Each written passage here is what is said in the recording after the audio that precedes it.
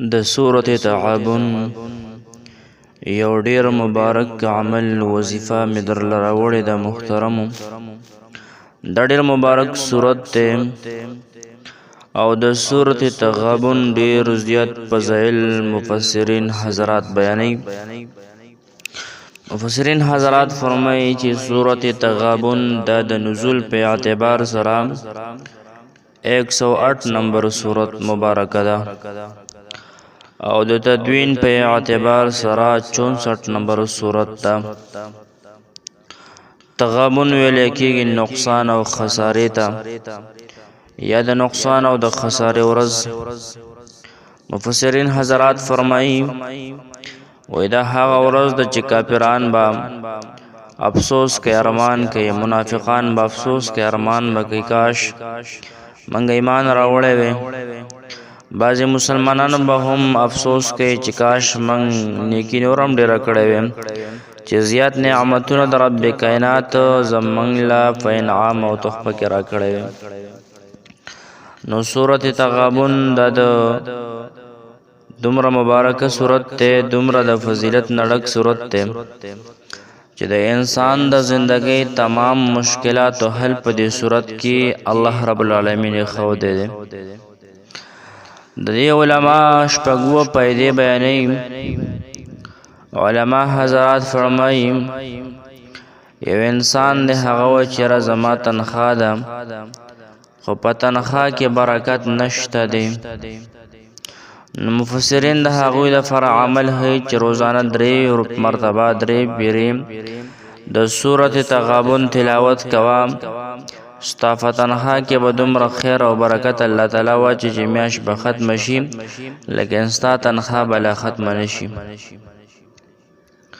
که یو کس سره دا خطره ده ما سره سونه ده، چاندي ده، نقدیت دی، په کور کې فروت دی لیکن د غلو خطره ده، څوک یې رانه پټ نه کي، چوري نه کي. نو علما فرمایي چې د دې د محفوظ کولو دپاره د حفاظت دپاره روزانه 7 پیرې چې کوم دی د سورة تغابن تلاوت کوه. ستا د مال به الله تعالی محفوظ کي، د دې به الله تعالی حفاظت کي. یو انسان د ظالم او د جابر د شر نه تنگ دی چې زه د هغه نه محفوظ یم که زورور دی. مسلمان دی هغه وایي چې یاره زه د جابر ظالم د شر نه محفوظ شم نو هغه د روزانه 3 پیرې د سورة تغابن تلاوت کوي. یو انسان داسې دی چې وایي یاره ماله د اچانک مرګ رانشي، د اچانک مرګ نه چې الله تعالی ما وساتي او حدیث مبارک کې راځي چې د اچانک مرګ دینه فنا وغواړي. ولې که انسان له اچانک مرګ راشي د توبې توفیق نه ملاویږي او چې کله انسان بیمار شي مسلمان ته پته ولګي مرګ نږدې دی توبه وباسي د بیمارۍ په وجه الله تعالی د مسلمان نه ګناهونه ورجوي. نو کم کس چې 3 پیرې روزانه سورة تغابن تلاوت کوي د اچانک مرګ نه به الله تعالی محفوظ وساتي. او 5 نمبر غټه بیماری کینسر وغیرہ د ګردو مسله ده. نو د هغې دپاره که یو کس ډېر غټ بیمار دی د کینسر مسله ده نو روزانه دی 41 مرتبه دی ختم وکړي او په هغې دی اوبه دم کړي او مریض له دې ورکوي الله تعالی به له شفا ورکړي. 6 نمبر علما فرمایي یو انسان په سفر باندې روان دی دا وایي چې زه د سفر کې د غلو نه د ډاکوانو نه محفوظ شم نو 11 مرتبه دی سورة تغابن اولولي. او بل کس چې څوک سورة تغابن 11 پیرې روزانه وي الله تعالی به د انسان مستجاب الدعوات ساس کی د دعا او خیره به الله تعالی قبلون کی جوړ کی یعنی قبلیږي به. نو دې کس باره کې باید دی چې دا کس د چا د خیرې نه کوي ځکه دا مستجاب الدعوات شو.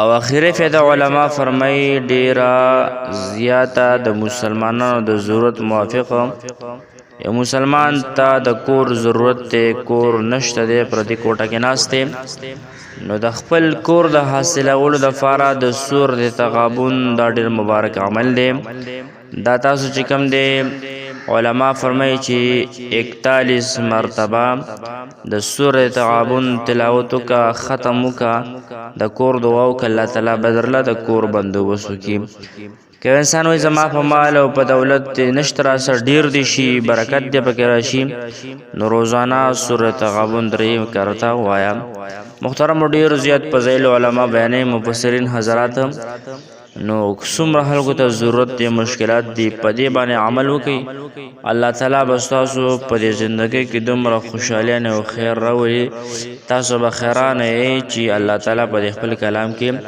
څومره لوی چې کوم دی هغه برکت ښودی دی الله رب العالمین مو خوشحاله که آبادم کا او څومره ملګري نوي دي هغوی ته درخواست دی چینل د سره سبسکرایب کړئ جزاکم الله خیره